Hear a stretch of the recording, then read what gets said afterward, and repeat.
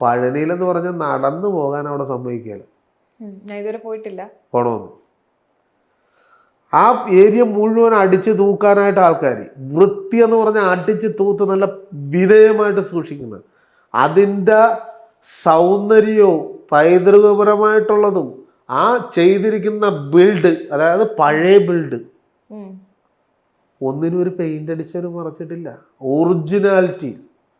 അതായത് നടന്നു വരുമ്പോൾ ബാറ്ററി വണ്ടി, കാറ് പോലത്തെ, ബസ് പോലത്തെ വണ്ടികളുണ്ട്. അതിൽ വിളിച്ചു കയറ്റിയാണ് കൊണ്ടുപോകണം. അവരെ നടക്കാൻ പോലും സമ്മതിക്കണില്ല. നിങ്ങൾ പടി കയറണം മാത്രം നടന്നു. പഴനിയിലെ ദേവസ്വത്തെ കണ്ട് ശബരിമല ദേവസ്വം പഠിക്കണം എന്നാണോ? പഴനിയിലെ ദേവസ്വം വന്ന് അതിൻ്റെ ഒരു ദിവസത്തെ കണ്ടു പഠിച്ചാൽ മതി. അതായത് ശരിക്കും പറഞ്ഞ പഴനിയിലെ ദേവസ്വത്തിനെ വേണമെങ്കിൽ കണ്ടു കഴിഞ്ഞാൽ ശരിക്കും അവരാണ് സമ്മതിക്കേണ്ടത്. അത്രക്ക് വൃത്തിയായിട്ടും കാര്യങ്ങൾ കൈകാര്യം ചെയ്യാനും കഴിവുള്ളത്. ശരിക്കും ശബരിമല അവരുടെ കയ്യിലിരുന്നെങ്കിൽ ഇത് പൂങ്കാവനാണ്. ശബരിമല തമിഴന്മാരുടെ കയ്യിൽ കൊടുത്തിരുന്നെങ്കിൽ. ഈ ഗുരുവായൂർ ദേവസ്വത്തിന് ഈ പ്രശ്നങ്ങൾ എന്തെങ്കിലും ഉണ്ടോ? അത് ആട്യത്തല്ല. ആട്യത്തം എന്ന് വെച്ചാൽ, ആട്യത്തം എന്ന് പറഞ്ഞാൽ അവർ വലിയ ആൾക്കാരാണല്ലോ. സാധാരണ ആൾക്കാർക്ക് ഒരു വിലയും കൊടുക്കാത്ത സ്ഥലം.